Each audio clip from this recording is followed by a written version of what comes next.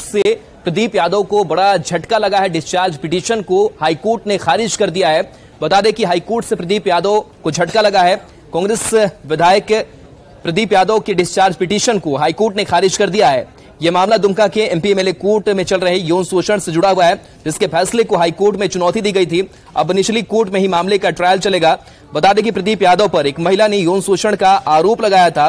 पूरा मामला 2019 के लोकसभा चुनाव के समय का है। उस समय प्रदीप यादव जेबीएम के विधायक थे, जबकि पीड़ित महिला उस समय जेबीएम की केंद्रीय कमेटी की सदस्य थी।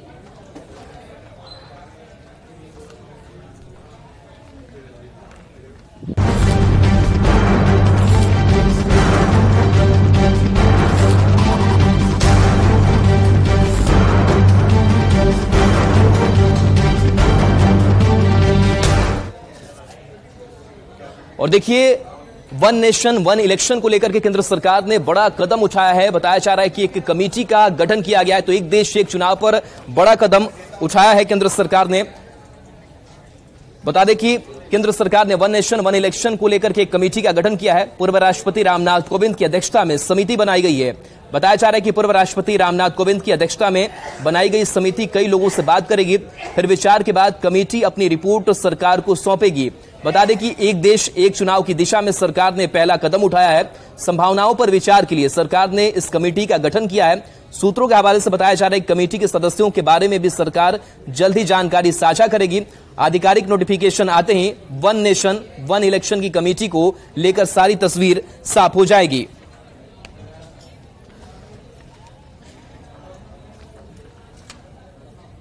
वहीं बीजेपी सांसद सुशील मोदी ने इस फैसले को लेकर के केंद्र सरकार का आभार जताया है। और इसके पहले भी लॉ कमीशन हो, इलेक्शन कमीशन हो, इन लोगों ने अपनी अपनी रिपोर्ट्स में इस बात का जिक्र किया है कि अगर एक देश एक राष्ट्र एक चुनाव अगर होता है तो ये देश के विकास के लिए और फायदेमंद होगा। और इसलिए ये स्वागत योग्य कदम है कि केंद्र की सरकार ने आदरणीय नरेंद्र मोदी जी ने पूर्व राष्ट्रपति रामनाथ कोविंद जी की अध्यक्षता में एक आयोग का गठन किया, एक कमेटी का गठन किया है। तो उस कमेटी की रिपोर्ट का इंतजार करना चाहिए। आगे देखें कि सरकार किस तरह से आगे बढ़ती है। वन नेशन वन इलेक्शन को लेकर के कई और भी राजनीतिक प्रतिक्रिया सामने आई है, वो सुनाते हैं। का विशेष सत्र बुलाया गया है और वन नेशन वन इलेक्शन की बात की जा रही है। इससे तो साफ पता चलता है कि मोदी जी को 2024 में अपनी हार तय दिखती है। इलेक्शन अभी कराए, बाद में कराए, केंद्र के साथ एक साथ कराए, रिजल्ट 2024 में वही होगा जो जनता तय कर चुकी है कि केंद्र में मोदी सरकार को 2024 से हटा देना है। वो अपना थोड़ा सा डैमेज कंट्रोल करने में लगे हुए कि अपने चेहरे से राज्यों को में चुनाव करा के भुना ले, लेकिन ऐसा होने वाला नहीं है। भयाक्रांत होके चुनाव निर्धारित समय से पूर्व न करवा दे। तो एक शिक्षा नीति पर भी जरा एक बार चले आइए। समान शिक्षा प्रणाली, समान चिकित्सा प्रणाली, समान आर्थिक व्यवस्था, तो समानता का भाव यह देश के आम आवाम को हो, यह केवल वोट का एक प्रयास हो। और ऐसे मामले में तमाम राजनीतिक दलों, चुनाव आयोग, विभिन्न राज्य के माननीय मुख्यमंत्रियों से संवाद करके एक रूपता कायम करने के लिए सरकार को पहल करनी चाहिए थी, लेकिन यह तो पहले ही से एजेंडा तय कर चुके हैं। जिस तरह की राजनीति भारतीय जनता पार्टी कर रही है और जिस तरह से हर चुनाव से पहले एक देश एक चुनाव की बातें भारतीय जनता पार्टी और नरेंद्र मोदी जी के द्वारा की जाती है, ये कहीं ना कहीं जनता और जनता के बीच में, चूंकि भारतीय जनता पार्टी को ये बात पता है कि जनता के बीच में उनकी विश्वसनीयता समाप्त हो चुकी है। एक देश एक चुनाव के तहत जो एक समिति की गठन करने का जो एक बीड़ा उठाया गया है हमारे पूर्व राष्ट्रपति के साथ, और उनकी समिति का गठन करके जो देश के कोने कोने में छोटे बड़े सारे चीजों को एक समान पहलू में तोलने का जो काम हमारे ऑनरेबल पीएम की जो एक मुहिम है, बड़ा अच्छा लगा ये देख के। और ये बहुत अच्छा इनिशिएटिव है, इसके लिए हम सब मिलके बहुत बहुत बहुत बधाई और कांग्रेचुलेट करते हैं। भारतीय जनता पार्टी वो हर काम करने के लिए प्रतिबद्ध है जिससे भारत के लोकतंत्र को मजबूती मिलती है, भारत की अर्थव्यवस्था मजबूत होगी, और भारत का सामरिक महत्व विश्व में बढ़ेगा। एक देश एक चुनाव एक क्रांतिकारी पहल है और महामहिम रामनाथ कोविंद जी की अध्यक्षता में बनी हुई कमेटी एक राजनीतिक लोकतांत्रिक क्रांति की मील का पत्थर साबित होगी। बढ़ेंगे आगे, बड़ी खबर बांका से, जहां पर दो अलग अलग थाना क्षेत्रों में दो हत्याकांड की घटनाओं को अंजाम दिया गया है। बताया जा रहा है कि एक की गोली मारकर हत्या कर दी गई है, जबकि दूसरे की गला घोंटकर हत्या कर दी गई। तो डबल मर्डर से सनसनी है बांका में। पहली घटना सुइया थाना क्षेत्र की है। पुराने जमीन विवाद में सानू मियां नाम के युवक की गोली मारकर हत्या कर दी गई है। इस मामले में पुलिस ने त्वरित कार्रवाई करते हुए 2 लोगों को गिरफ्तार किया है। वहीं दूसरी घटना आनंदपुर ओपी की है, जहां ऑटो चालक गोपाल यादव की गला घोंटकर हत्या करने का मामला सामने आया है। परिवार वालों ने गला घोंटकर हत्या की आशंका जताई है। फिलहाल पुलिस दोनों ही मामले में जांच कर रही है।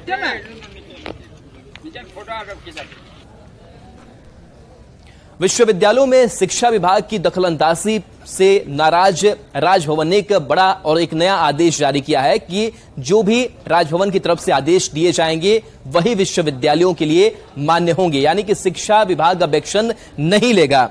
राज्यपाल के प्रधान सचिव ने सभी विश्वविद्यालयों के वीसी को पत्र लिखकर आदेश दिया है कि किसी भी सूरत में राज्यपाल यानी कुलाधिपति का आदेश ही सर्वमान्य होगा और बाकी किसी के आदेश का पालन नहीं करना है। बता दें कि के पाठक के विश्वविद्यालयों पर लगातार एक्शन के बाद अब राजभवन अपने अधिकारों को लेकर फिर से एक्शन में आ गया है।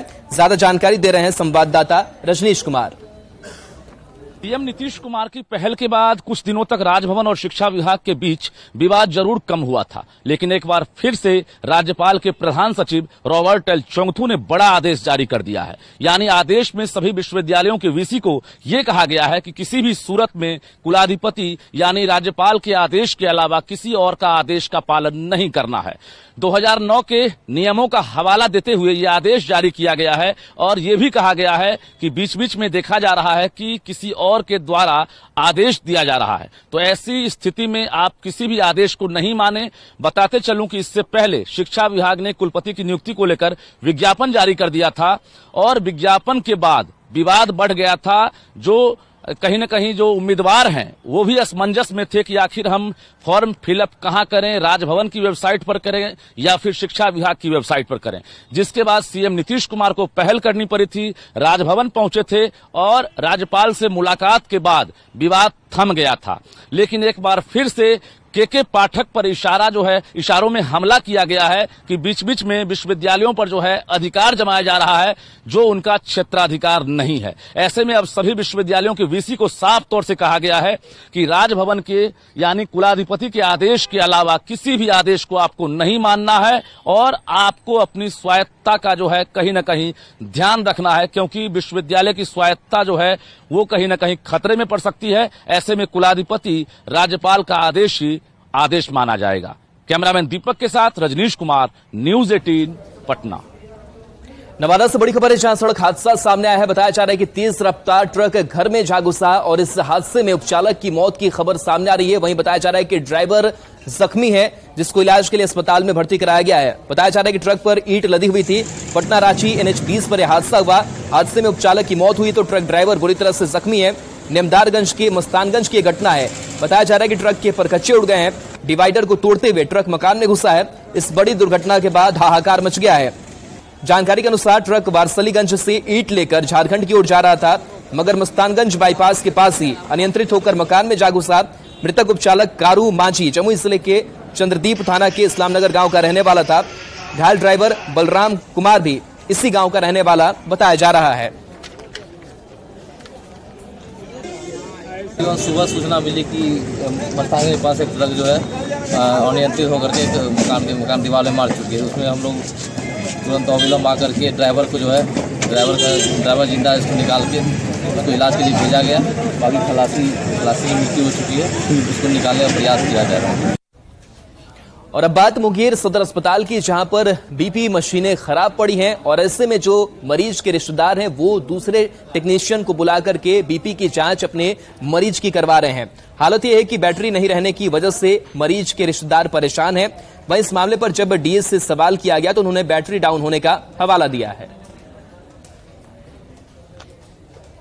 अभी तो बहुत मशक्कत करने के बाद वो बीपी की जांच कार्ड मिल पाई है, क्योंकि सुबह से ही हम जब गए थे यहाँ से उस समय भी 2-3 बार मशीन ला के चेक किया गया, लेकिन उसके पता नहीं उसमें तकनीकी कारण खराब था या बैटरी डाउन था या कुछ भी था, वो चेक नहीं हो पा रहा था। बीपी लें, लेकिन जब वो बीपी लेने गई उस मशीन मरीज का तो बीपी सही से नहीं आंका गया, तो शायद पता चला कि बीपी मशीन में कुछ खराबी है। फिर उन्होंने तहकीकात की तो बाकी उसकी बैटरी डाउन हो गई है। फिर उन्होंने किसी स्टाफ को भेज करके स्टोर से उसकी बैटरी लगवाई और मशीन अब हमारा काम कर रहा है और पेशेंट की बीपी भी ली गई। जब हमारे पास स्टाफ की कमी होगी तो किसी को बुला कर लाए होंगे, इसमें हमारा ऐसा कुछ नहीं है हमारी ओर से। सर खराब मशीनें कितनी है यहाँ पे अभी? ये गिनती में नहीं है, कहाँ नहीं आ सकता। और चलिए इसी के साथ न्यूज रूम लाइव में इतना ही। न्यूज 18 बिहार झारखंड पर खबरें लगातार जारी है।